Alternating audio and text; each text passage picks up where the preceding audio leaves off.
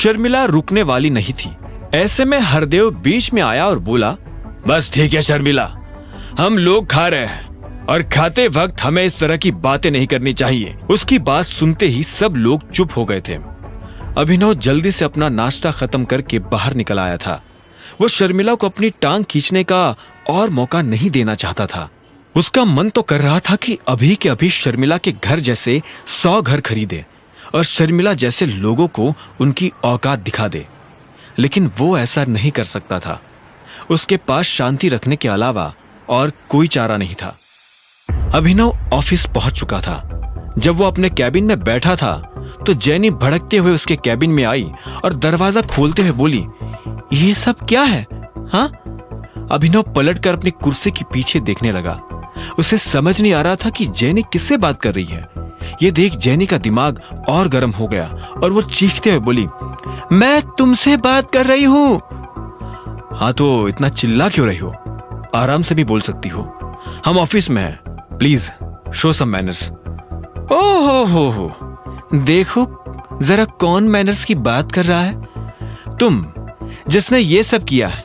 ये देखो, इस कस्टमर ने हमें सिर्फ 2 स्टार्स दिए हैं। तुम ही इससे डील कर रहे थे ना, तो तुमने इससे ऐसा क्या कहा जो इसने सिर्फ 2 स्टार दिए हैं? जेनी ने अभिनव की टेबल पर एक फाइल पटकते हुए पूछा।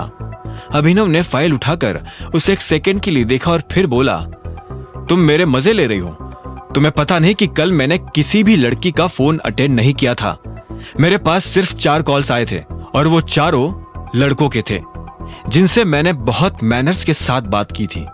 अच्छा, तो फिर ये कैसे हुआ? एक्सप्लेन करो। तुम झूठ बोल रहे हो। तुम हर चीज अपने हिसाब से क्यों करना चाहते हो? सीईओ सर ने तुम्हें मैनेजर की पोस्ट से निकाल दिया तो तुम इस बात का खुन्नस निकाल रही हो। मैं फिर से कह रहा हूं, मुझसे अच्छे से बात करो। नहीं तो क्या कर लोगे? तुम्हें पता नहीं है, लेकिन यहां तुम्हारी सीनियर मैं हूं। अभिनव ने यह सुनकर एक गहरी सांस ली। जेनी को उसकी फाइल वापस की और बोला, प्लीज अभी मेरे ऑफिस से बाहर निकल जाओ। मेरे पास इन सब बातों के लिए टाइम नहीं है। मिस्टर अभिनव, मुझे एक्सप्लेनेशन चाहिए। अगर तुमने मुझे नहीं बताया कि यह सब कैसे हुआ तो मैं तुम्हें अभी के अभी अकरम सर के पास लेकर जाऊंगी और वो तुम्हें एक झटके में नौकरी से निकाल देंगी। जेनी ने अभिनव को धमकी देते हुए कहा। यह सुनते ही अभिनव के चेहरे पर मुस्कान आ गई और उसने कहा, अच्छा तो ठीक है, करके देखते हैं। क्या करके देखते हैं? यही जो तुमने कहा।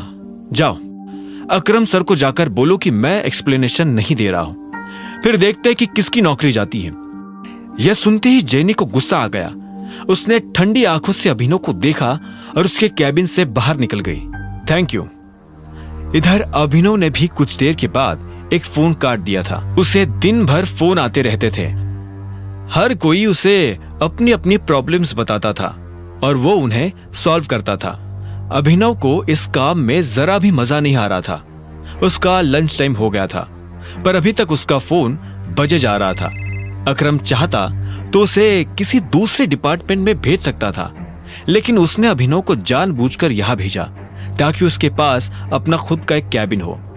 अभिनव अपने कैबिन से बाहर निकला और कैंटीन में कुछ खाने चला गया।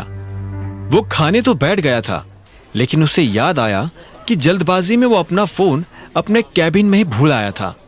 जेनी के जाने के बाद उसने जेनी को नहीं देखा था, लेकिन वो जानता था कि अकरम उससे निपट लेगा।